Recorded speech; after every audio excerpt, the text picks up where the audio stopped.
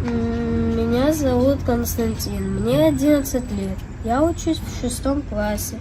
С 3 лет я мечтаю быть полицейским, точнее следователем. Я очень хочу поближе познакомиться с этой профессией. Дедушка Мороз, пожалуйста, проведи меня в отделение и покажи мне, как снимать отпечатки пальцев, делать фоторобот и как правильно вести дело. И если у тебя будет возможность, подари мне уголовный кодекс. Костя и Серафим из села Дзыгута Сухумского района мечтают стать милиционерами. Желание у ребят настолько сильное, что они о нем написали Деду Морозу, который попросил министра внутренних дел Роберта Кьют исполнить детскую мечту. Роберт Кьют незамедлительно отреагировал и поручил пригласить ребят в здание Министерства внутренних дел. Здравствуйте. Здравствуйте. Как тебя зовут? Серафим. А тебя как зовут? Константин. Очень приятно. Меня зовут Астамур. Милицейский путь ребят начался с поездки на машине спецроты ГАИ. На патрульной машине замначальника управления госавтоинспекции Астамур Таня покатал Костю Серафима по городу. Дети смогли воспользоваться рацией и спецсигналом. В стенах МВД ребят ждал министр внутренних дел, генерал-майор милиции Роберт Кьют. Роберт Кьют поприветствовал маленьких гостей, отметив, что рад их видеть. Ребята рассказали министру, что они учатся в одном классе, и желание у них одно – стать сотрудником органов внутренних дел.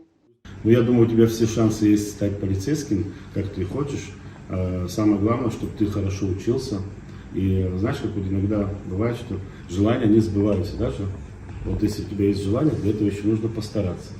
Так что мы очень рады, что есть такие замечательные дети, которые хотят работать по правопорядку. Так что мы очень будем рады, конечно, увидеть тебя в рядах милиции нашей.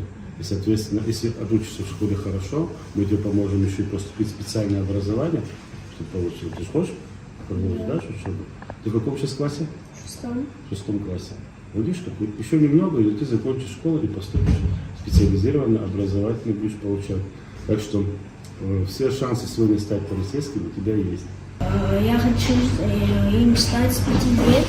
Я очень много смотрел фильмов про милиционеров. И мне вот это понравилось, когда милиционеры борются с преступностью, храбрые. Вот это, мне это сильно понравилось, из-за этого я захотел стать милиционером, чтобы бороться с преступностью. Ну, ты молодец, это очень хорошая идея, конечно же. Ну, я как и твой брат, получается, даже.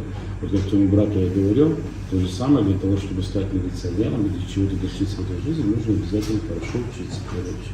В своих письмах Деду Морозу Костя и Серафим попросили в подарок книгу «Уголовный кодекс Республики Абхазия».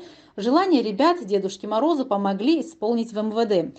Каждому подростку подготовили в подарок желанную книгу. Но так как Новый год – это время настоящих чудес, министр Роберт Кьют решил приобрести ребятам дополнительные подарки, о которых подопечные Киараза и не мечтали – современные смартфоны. Кто-то, кто я мечтал, чтобы теперь твой личный учебник, который ты хотел изучить. А это тебе подарок такой мобильный телефон, посредством которого тебе позволит, то есть если что-то здесь не найдешь, ты можешь найти еще в интернете, изучить более тщательно работу милиции. Хорошо? Так, мне такой подарок. Костя и Серафим поблагодарили за подарки Роберта Кьют, который продолжил исполнять желания подростков, отправившись с ними в экспертно-криминалистический центр.